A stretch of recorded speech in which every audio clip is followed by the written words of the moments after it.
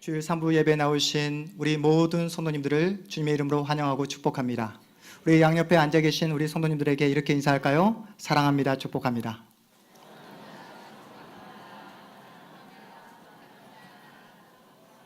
네, 감사합니다. 우리 교회에 함께 사역하는 모 목사님께서 저랑 굉장히 친한 목사님인데 그 목사님이 저에게 이렇게 말씀을 하시는 거예요. 목사님은 서울 출신이라고 하는데 전혀 서울 출신 같지 않아요. 네. 무슨 말일까요? 다 아시죠? 네, 촌스럽다는 거예요. 네. 얼굴이 그렇게 아니라는 거죠. 그런데 저에게 아들과 딸이 있습니다. 아들과 딸이 저를 쏙 빼 닮았습니다. 네. 저 아내가 그러는 거예요. 교회에서 엘리베이터를 타는데 한 성도님이 이렇게 아이들을 바라보시더니 잠시 동안 아무런 말도 하지 못하고 정적이 흘렀다고 합니다. 깜짝 놀라시면서 야 이렇게 이 소리만 냈대요. 야. 그래서 우리 와이프도 떨리는 마음으로 무슨 말씀을 하실까 했는데 이렇게 담기 힘든데, 이렇게까지 담기 힘든데 혹시 김효선 목사님 자녀 맞죠? 이렇게 물어보셨다는 거예요. 그런 다음에 마지막으로 네, 정말 많이 닮았네요 하시면서 이렇게 가셨다는 이야기를 듣게 되었습니다. 제가 교회에서 사역을 하면서 우리 자녀들 잘생겼다, 예쁘다 라는 말을 거의 듣지 못했습니다. 네. 몇몇 성도님들, 믿음이 좋으신 몇몇 성도님들 간혹 가시다가 그날은 은혜가 충만하신 것 같아요. 그럴 때 한 번씩 듣기는 하지만 거의 듣지 못했습니다. 이 자리에 앉아 계시는 우리 온세희 교회 성도님들, 예수님 사랑하시죠? 은혜가 넘치시죠? 그렇다면 그런 마음을 가지고 우리 양옆에 앉아 계신 우리 성도님들에게 다시 인사하겠습니다. 참 멋지십니다. 정말 아름다우십니다. 네. 오늘 본문에 보니까 예수님께서 제자들과 함께 배에 오르십니다. 쉴 새 없는 사역으로 피곤하셨는지 배에 오르시자마자 우리 예수님 주무십니다. 배를 타고 바다 한가운데를 지나가는데 제자들이 큰 풍랑을 만납니다. 예수님과 함께 배에 오른 제자들이 어떤 사람입니까? 평생을 바다와 함께 살았던, 바다라고 하면 일가견이 있는 잔뼈가 굵은 뱃사람입니다. 넘실거리는 파도를 어떻게 뚫고 지나가야 하는지, 바람이 불면 뱃머리를 어떻게 돌려야 하는지 그 모든 방법과 노하우를 잘 알고 있는 그런 사람들입니다. 어지간한 풍랑 앞에서는 눈 하나 깜짝하지 않습니다. 하지만 이번 풍랑은 다릅니다. 과거에 한 번도 경험하지 못한 그런 풍랑을 만나게 됩니다. 아무리 자신들의 경험과 노하우를 총동원해도 상황이 변하지 않습니다. 제자들이 어떻게 해야 할지 우왕좌왕합니다. 마음 가운데 불안감이 엄습해 옵니다. 직감적으로 죽음을 느끼게 됩니다. 죽음의 공포가 자신의 마음 가운데 다가오자 제자들이 어떻게 반응합니까? 오늘 본문 우리 25절 말씀 우리 함께 읽어보겠습니다. 25절 말씀입니다. 그 제자들이 나와 깨우며 이르되 주여 구원하소서 우리가 죽겠나이다. 제자들이 다급한 목소리로 예수님을 깨웁니다. 주여 구원하소서, 주여 구원하소서, 우리가 죽겠나이다. 주님, 우리를 구원해 주십시오. 이러다가 우리 모두가 다 바다에 빠져 죽겠습니다. 여러분, 사람이 가장 두려워하는 것은 무엇일까요? 여러분은 무엇을 가장 두려워하십니까? 대부분 사람들은 죽음을 가장 두려워합니다. 실존주의 철학자 키에르케고르는 죽음에 이르는 병에 대해 이야기합니다. 여러분, 사람에게 있어서 가장 치명적인 병, 죽음에 이르는 병은 무엇일까요? 여러분 뭐라고 생각하십니까? 전혀 예상치 못한 암이요? 바이러스요? 전혀 한 번도 경험해 보지 못한 그 풍랑, 이것이 우리를 죽음에 이르게 하는 병일까요? 실존주의 철학자 케어루 케고르는 사람에게 있어서 가장 치명적인 병, 죽음에 이르는 병은 바로 절망이다 라고 이야기합니다. 여러분, 절망을 경험해 보셨습니까? 삶이 한순간에 와르르 무너져 버리는 그런 경험을 해보신 경험이 있으십니까? 그렇다면 절망이란 감정이 우리 안에 어떻게 하면 다가오게 되는 것이죠? 여러분, 어떤 상황 속에서 절망의 감정을 느껴보셨습니까? 내 힘으로 어찌할 수 없을 때, 내 능력 밖의 일을 마주할 때 우리는 절망을 경험합니다. 오늘 본문에서처럼 예상치 못한 그 풍랑을 만날 때 우리는 절망을 경험합니다. 그런데 사람들은요, 처음부터 절망하지 않습니다. 처음부터 절망의 감정을 느끼지 않아요. 오늘 본문의 제자들처럼 처음에는 절망하지 않고 어찌하든지 자신의 방법과 노하우를 가지고 그 모든 문제들을 해결해 가려고 합니다. 여러분도 여러분이 만나는 그 모든 문제 앞에서 어떻게 하시죠? 처음에는 여러분이 가지고 있는 실력으로, 힘으로 그 모든 문제들을 해결하려고 하시잖아요. 마찬가지로 이 제자들도 처음에는 그랬습니다. 하지만 정말 예상치 못한 풍랑을 만났을 때 아무리 내 힘으로 노력하고 힘을 써도 그 상황과 환경이 전혀 변하지 않을 때 느끼는 감정이 바로 절망입니다. 신방을 가보면 여러분, 가정마다 풍랑이 없는 가정이 있을까요, 없을까요? 거의 없습니다. 여러 가지 풍랑으로 모든 성도님들이 그 풍랑과 맞서 싸우고 있어요. 이 자리에도 그 풍랑을 만나고 있는 성도님들이 계실 겁니다. 저를 쏙 빼닮은 아들이 올해 7살, 딸이 올해 5살인데요. 제 친구들의 경우 지금 자녀들이 중학생입니다. 제가 30살에 결혼을 했는데요. 친구들보다 자녀들이 나이가 어리잖아요.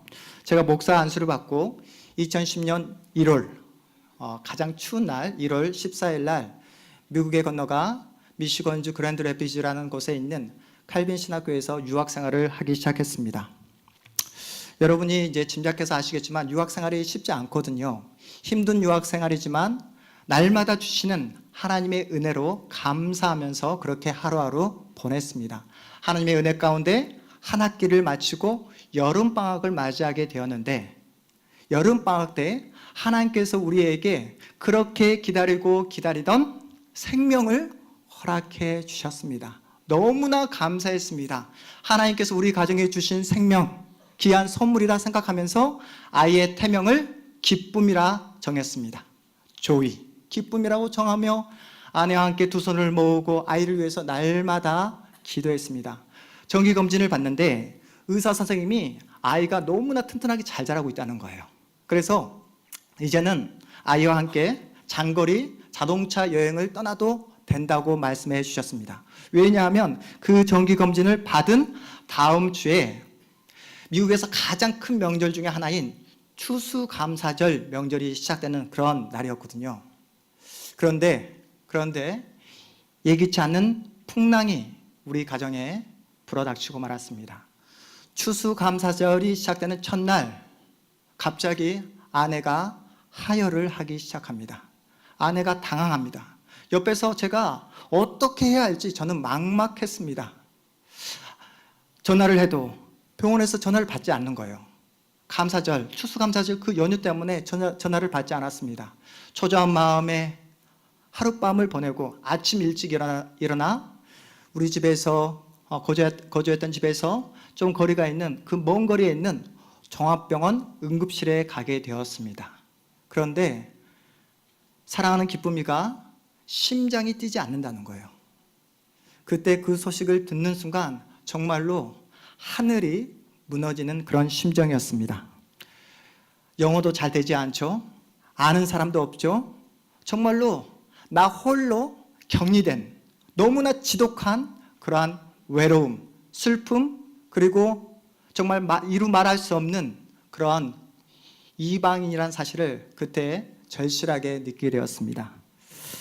그런데 그 불어닥친 그 강풍 앞에서 제가 당시에는 어떻게 해야 할지 몰랐습니다. 아내는 아무 말 없이 계속해서 눈물을 흘립니다. 옆에서 어떤 말도 해줄 수가 없습니다. 모든 식음을 전폐하고 침대에 누워서 아내가 눈물을 흘리는데 제가 이렇게 이야기합니다. 그만 울어.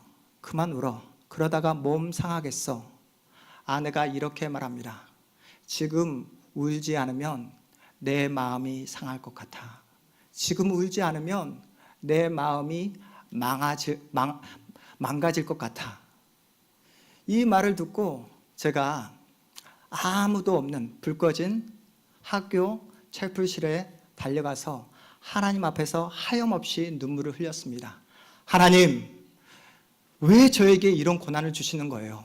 유학 온 지 얼마나 되었다고 왜 이런 고난을, 예기치 않는 이런 고난을 저에게 주시는 겁니까? 라고 하면서 하나님 앞에서 하염없이 울었습니다. 이해가 되지 않았고 이해할 수도 없었습니다.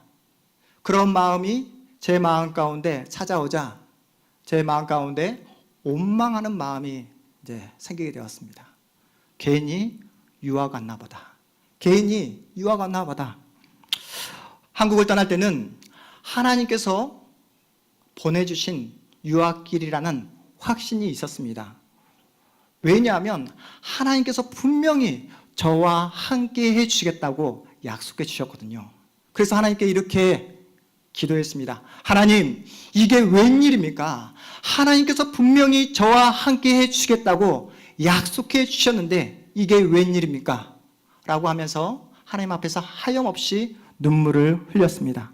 그렇게 기다렸던 자녀를 데려가신 하나님이 도저히 이해가 되지 않았습니다. 한국에 계시는 부모님께 전화를 했어요. 어머니, 아버지, 저 공부 접고 한국 들어가겠습니다. 저를 위해서 기도해 주신 목사님에게 전화를 했어요. 목사님, 저 이런 상황 속에서 도저히 더 이상 공부하기 힘들 것 같습니다. 이제 이 모든 상황을 접고 한국에 들어가겠습니다. 이때 부모님께서 하신 말씀이, 목사님께서 하신 말씀이 조금만 기다려봐, 조금만 견뎌봐, 이런 말씀하셨어요. 함께 공부하는 한인 목사님들이 저를 위해서 기도해 주시고 격려해 주시고 많은 따뜻한 조언을 해 주셨는데 그때는 아무 소리도 제 귓가에 들리지가 않았습니다. 혹시 이 자리에 답답한 마음으로 이 자리에 앉아 계신 우리 성도님은 안 계십니까? 아무리 노력해도 내 힘으로 어찌할 수 없는 상황 때문에 마음 가운데 절망과 좌절한 마음을 가지고 이 자리에 찾아오신 우리 성도님은 안 계십니까? 건강 때문에, 관계 때문에, 경제적인 이유로 너무나 힘들어서 정말로 무거운 마음으로 이 자리에 나오신 우리 성도님들은 안 계십니까? 예수님은 제자들이 깨워 일어나십니다. 그리고 이렇게 말씀하십니다. 우리 26절 말씀 우리 한 목소리로 함께 읽겠습니다. 26절입니다. 예수께서 이르시되 어찌하여 무서워하느냐 믿음이 작은 자들아 하시고 곧 일어나사 바람과 바다를 꾸짖으시니 아주 잔잔하게 되거늘. 어찌하여 무서워하느냐 믿음이 작은 자들아. 예수님이 제자들을 꾸짖습니다. 죽음의 공포로 벌벌 떨고 있는 제자들을 책망하십니다. 그런데 여러분, 이 상황이 정말로 이해가 되십니까? 여러분은 이 상황이 정말로 이해가 되십니까? 집채만한 파도가 자신을 덮치고 이제 어찌할 수 없는 그런 상황에 직면했습니다. 모든 정신줄을 놓아버리는 그런 상황입니다. 이제 죽게 되는구나. 죽음의 공포에 휩싸여서 그때 비로소 주님을 찾았는데 여러분, 이게 잘못된 것입니까? 이제는 더 이상 소망이 없구나, 이제는 끝이구나 라는 그런 상황 속에서 절망을 느끼잖아요. 그 절망 가운데에 주님을 찾는다는 게 여러분 너무나 정상적이지 않습니까? 여러분도 힘들고 어려울 때 누구를 찾습니까? 예수님을 찾잖아요. 그렇게 예수님을 제자들도 찾았습니다. 그런데 왜 예수님은 제자들을 향하여 믿음이 작은 자라고 책망하셨을까요? 그 누구보다도 예수님은 제자들을 사랑했습니다. 자신보다 제자들을 더 사랑하신 우리 예수님께서 제자들을 향하여 이렇게 혼을 내신 이유가 무엇일까요? 제자들은 예수님이 누구신지 알지 못했습니다. 예수님이 하늘과 땅과 바다를 만드신 창조주 하나님이라는 사실을 전혀 깨닫지 못했습니다. 예수님은 작은 질병이나 고칠 수 있는 그런 분으로 이해했지 풍랑을 잔잔케 하시는 하나님이라는 사실을 믿지 못했습니다. 예수님은 보통 사람이 할 수 없는 작은 기적이나 만들 분으로 이해했지 그 모든 천지 만물을 창조하신 하나님이라는 사실을 제자들은 전혀 믿지 못했습니다. 그래서 예수님이 책망하십니다. 믿음이 작은 자들아. 여러분, 제자들 입장에서 한번 보십시오. 제자들은 주님을 찾았잖아요. 주님께 부탁도 했습니다. 구원해달라고, 살려달라고 그렇게 주님께 소리 높여 외쳤습니다. 그런데 얼굴 표정에는 두려움으로 가득합니다. 죽을 표정입니다. 무슨 말입니까? 예수님이 바로 자신들 바로 옆에 있는데도 불구하고 그 예수님을 믿지 못했다는 뜻입니다. 여러분이 진정 예수를 믿고 있는지 그렇지 않는지를 판단할 수 있는 근거가 무엇이라고요? 바로 여러분의 얼굴 표정입니다. 우리가 앞서 설교를 시작하기 전에 앞뒤 좌우에 있는 우리 성도님들과 함께 어떻게 인사했습니까? 밝은 표정으로 인사했잖아요. 밝은 표정으로. 여러분, 표정이 뭐라고요? 예수를 믿는 믿음인 줄 믿으시기 바랍니다. 힘들어도 우리가 웃는 이유가 무엇입니까? 하나님이 내 편이라는 믿음 때문에 그렇다는 거예요. 하나님이 반드시 나를 지켜주실 것이라는 믿음 때문에 우리는 웃는 것입니다. 누가 뭐라 해도 하나님은 내 아버지이십니다. 아무리 거센 풍랑과 아무리 힘든 삶의 어려움이 나에게 찾아온다 할지라도 그 풍랑이, 그 어려움이 나를 흔들 수 없습니다. 라는 그 믿음이 무엇으로 나타난다고요? 여러분의 얼굴 표정으로 나타나게 된다는 사실입니다. 예수님은 풍랑 앞에 겁에 질려 있는 그 제자들의 표정을 바라보시면서 왜 너희들은 나를 믿지 못하느냐? 왜 내가 옆에 있음에도 불구하고 두려워하느냐? 무서워하느냐? 제자들을 책망하십니다. 그리고 바람과 바다를 꾸짖습니다. 그러자 바다가 잔잔해집니다. 할렐루야. 그렇다면 오늘 본문이 우리에게 던져주는 메시지가 무엇일까요? 여러분이 진정 누구를 믿고 있는가 점검해 보라는 거예요. 여러분이 진짜 예수를 믿고 있는가 점검해 보라는 거예요. 내가 예수를 믿는다 고백하지만 내 마음 가운데 염려와 걱정이 있는 이유가 무엇인지, 그 염려와 걱정이 커져 내 안에 분명히 예수가 있어야 되고 내 마음 중심에 예수가 자리 잡아야 됨에도 불구하고 내 마음 중심에 절망이 자리 잡고 있는 이유가 무엇인지 여러분 스스로 점검해 보라는 것입니다. 여러분이 예수님께 어떠한 기도를 드리고 있는지 여러분 이 시간 확인해 보았으면 좋겠어요. 여러분 하나님께 어떠한 기도를 드리고 계십니까? 어떻게 날마다 기도하고 계십니까? 솔직하게 우리끼리 있으니까. 네, 여러분 어떠한 기도를 하나님께 드리고 계시죠? 어떠한 기도요? 돈 달라고 기도하잖아요. 건강 달라고 기도하잖아요. 모든 사람들 앞에서 떵떵거릴 수 있는 그런 환경과 조건을 달라고 우리는 기도합니다. 그때 우리 예수님께서 여러분에게 뭐라고 말씀하시죠? 믿음이 없는 자들아, 믿음이 없는 자들아 책망하십니다. 너는 내가 네 옆에 있음에도 불구하고 그렇게 불안하니?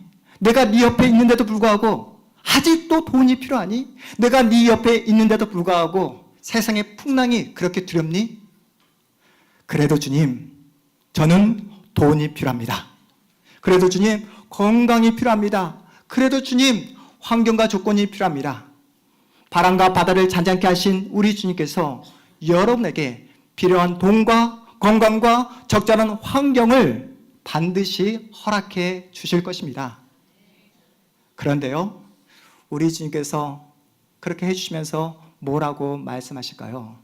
여러분, 내가 이 땅에 온 것은 질병 고치러 온 거 아니야. 내가 이 땅에 온 것은 풍랑을 잔잔케 하기 위해 온 것도 아니야. 내가 이 땅에 온 것은 바로 너를 위해 왔어. 너를 고치러 왔어. 죄에 빠져 죄의 노예로 살아가고 있는 너를 구원하기 위해 왔어. 나는 너 때문에 왔어. 난 너와 항상 함께 할 거야. 나는 너와 영원히 함께 할 거야. 이것을 성경이 뭐라고 말씀합니까? 임마누엘. 뭐라고요? 신자인 우리가 절망해서는 안 되는 이유가 무엇입니까? 임마누엘. 하나님이 우리와 함께하고 있음을 믿기 때문에 그렇습니다. 여러분 마음 가운데 무엇이 있습니까? 예수님이 내 편이라는 믿음이 있잖아요. 그렇기 때문에 신자는 절망해서 안 됩니다. 여러분 어떠한 풍랑이 나에게 찾아온다 할지라도 누가 우리와 함께하고 계십니까? 하나님이, 예수님이, 성령님이 나와 함께하고 있음을 믿기에 임마누엘, 그 하나님을 우리는 믿고 있기에 신자인 우리는 절망할 수도 절망해서도 안 되는 그런 존재인 줄 여러분 믿으시기 바랍니다. 여러분, 예수님보다 더 큰 문제가 있을까요? 여러분이 가지고 있는 그 어떤 풍랑보다, 그 어떤 인생의 문제보다 더 크신 우리 예수님께서 여러분에게 이렇게 말씀하십니다. 걱정하지 말아라. 염려하지 말아라.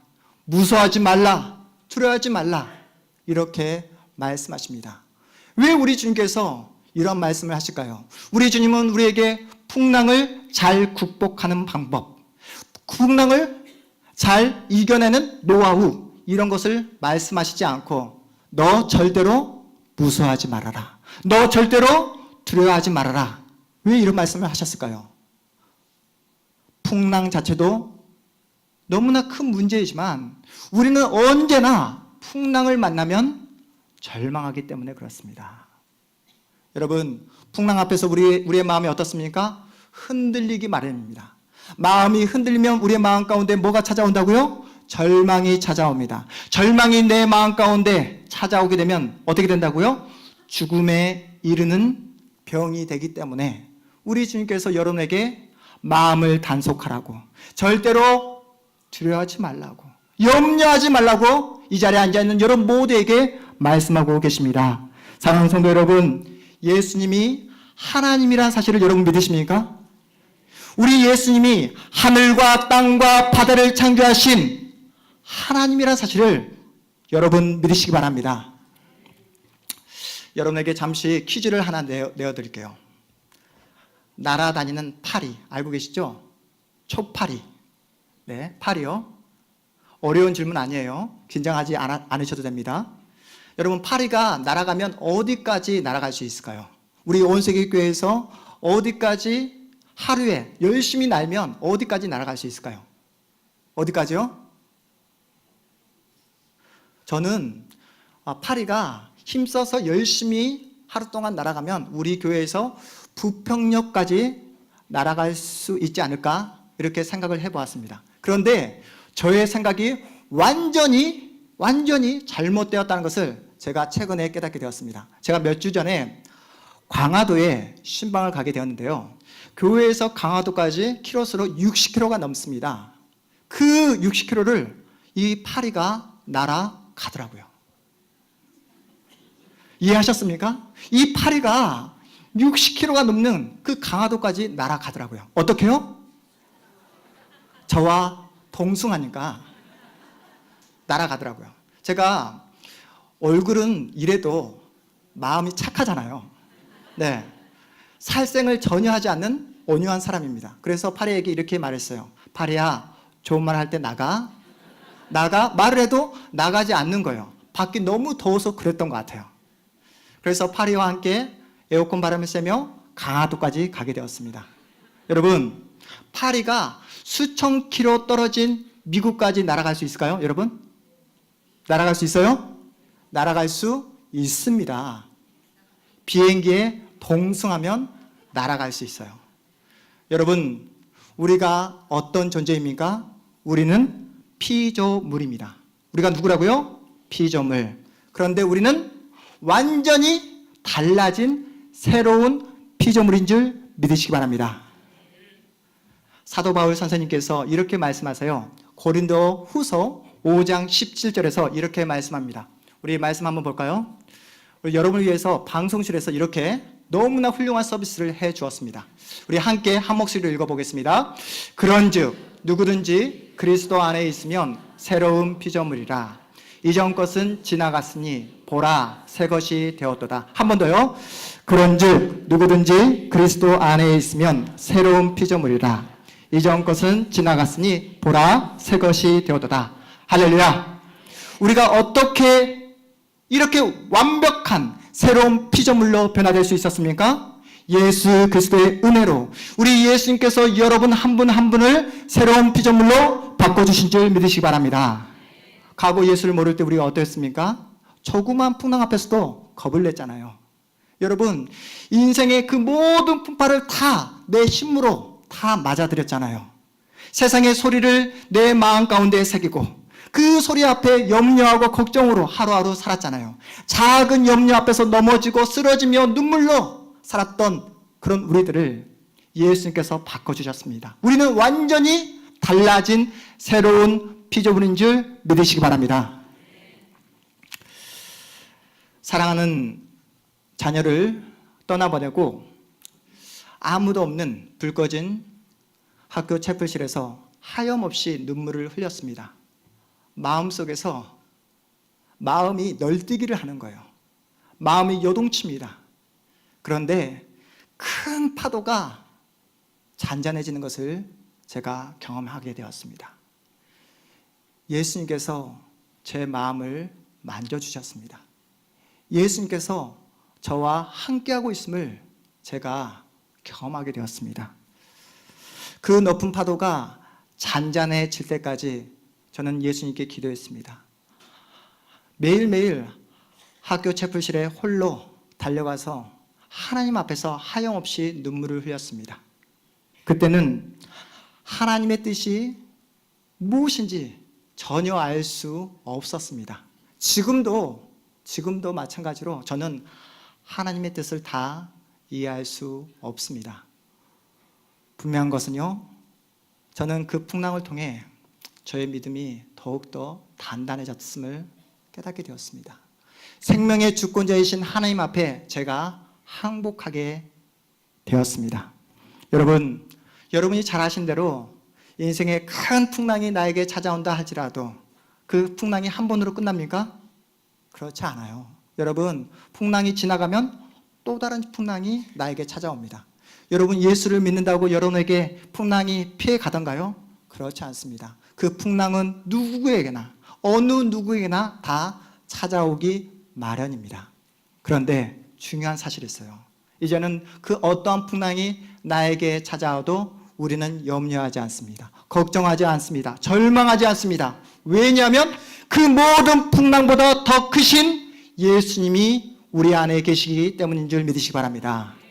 여러분, 그래서 오늘 말씀, 우리 27절 말씀, 우리 다시 한번 읽어보도록 하겠습니다. 27절 말씀입니다.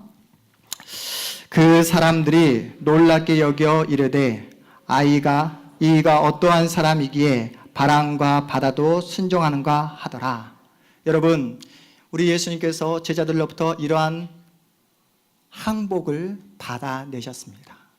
이가 어떠한 사람이기에 바람과 바다도 순종하는가. 이 항복을 이 자리에 앉아있는 여러분 모두에게 받아내고 있는 줄 믿으시기 바랍니다. 여러분, 우리 성도님들 가운데 인생의 풍파 속에서 정말로 인생의 그 어려운 문제 가운데 빠져있는 분이 계십니까? 물에 빠져 죽을 것 같습니까? 여러분, 결코 죽지 않습니다. 결코 망하지 않습니다. 결코 여러분은 그 자리에서 여러분은 끝나지 않습니다. 왜냐하면 여러분은 예수 안에 있는 예수의 사람인 줄 믿으시기 바랍니다. 우리가 믿는 예수님이 누구십니까? 바람과 바다와 그 모든 자연 만물을 창조하시고 다스리시고 지배하시는 하나님이십니다. 우리는 그분의 자녀입니다. 여러분이 그 예수님을 믿고 그 예수 안에 거하고 그 예수 그리스도를 붙잡고 나아가면 모든 인생의 풍랑이 잔잔해지는 그 놀라운 역사를 맛보게 되는 줄 믿으시기 바랍니다. 여러분, 그 예수님의 은혜를 날마다 맛보셔야 돼요. 날마다 여러분 경험하셔야 됩니다. 그러기 위해서는 여러분이 이 예배 가운데 그 예수님을 만나셔야 돼요. 여러분, 그냥 왔다가 돌아가시면 세상의 풍파 앞에서 여러분 좌절하고 절망할 수밖에 없습니다. 그러하기에 내가 이 시간 예수님을 만나지 않고서는, 이 시간 예수님께서 저를 만나지 않아주시면 제가 이 자리를 결코 떠나지 않겠습니다 라는 간절한 마음, 애타는 마음, 갈망하는 마음을 여러분이 회복하셔야 돼요. 회복하셔야 됩니다. 그리고 이 자리에서 반드시 살아계신 예수님을 만나시기를 주님의 이름으로 축복합니다. 여러분, 주일 예배뿐만 아니라 수요일 예배, 금요 심야 예배, 그리고 새벽 기도회가 있습니다. 여러분, 새벽 기도회에 나오세요. 왜 아멘 안 하십니까? 여러분, 새벽 기도회에 나오세요. 여러분, 요즘에 우리 새벽 기도회가 얼마나 뜨거운지 모릅니다.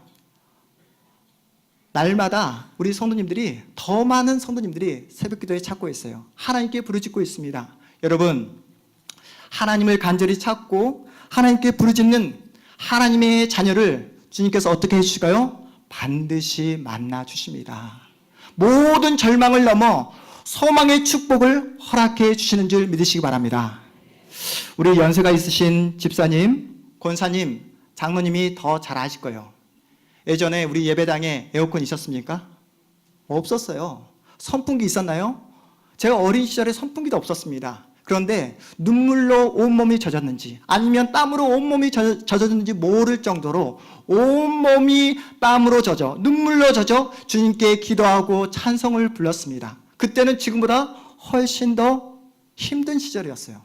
훨씬 더 어려운 상황 속에 있었음에도 불구하고 절대로 좌절하지 않았습니다. 절망하지 않았습니다. 하나님께 찬송하고 하나님께 기도하며 하루하루 그렇게 믿음으로 살아내셨던 믿음의 선배들이 이 자리에 분명히 앉아 계십니다. 할렐루야. 우리 그때 불렀던 찬송가 370장 어떤 찬송이었습니까? 우리 성가대 370장 제목이 주 안에 있는 나에게. 여러분, 그때 그 찬송 부르면서 얼마나 하나님의 은혜를 간절히 받고 또 누렸습니까? 주 안에 있는 나에게 땅 근심 있으랴 십자가 밑에 나아가 내 짐을 풀었네. 여러분, 그 찬송 불러가면서 지금까지 꿋꿋하게 여러분의 믿음을 지켜오시지 않았습니까? 2절 찬송 가사를 보니까 그 두려움이 변하여 내 기도가 되었고 전날의 한숨 변하여 내 찬송이 되었다. 내 노래가 되었다 고백하셨잖아요. 그 날아가기까지 예수께서 보호해 주실 것을 믿으며 내 앞길 멀고 험해도 나 주님만 따라가리. 내 앞길 멀고 험해도 주님만 따라가리. 이 찬송 불러가며 여러분 믿음을 지켜오시지 않았습니까? 이 자리에 앉아있는 우리 성도님들, 예배를 회복하시고 예배를 통해 하나님을 만나시면 여러분이 만나는 그 모든 풍랑 아무런 문제가 없는 줄 믿으시기 바랍니다. 세상의 풍랑이 여러분을 흔들지 못합니다. 세상의 그 어떤 어려움도 여러분을 흔들 수가 없습니다. 여러분, 나이가, 환경이, 조건이 문제가 되지 않습니다.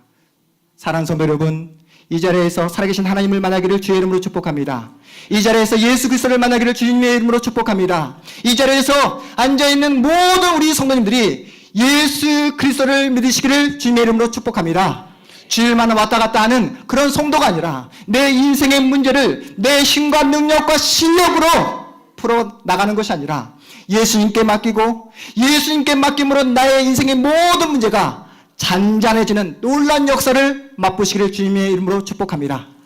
주님과 함께 그 모든 풍파를 견뎌내시고 주님과 함께 그 모든 풍랑을 뚫고 지나가심으로 주님 안에서 참된 승리, 참된 평안을 누리시는 우리 사랑하는 우리 모든 성도님들 다 되시기를 주님의 이름으로 축복합니다. 그 자리에서 일어나겠습니다.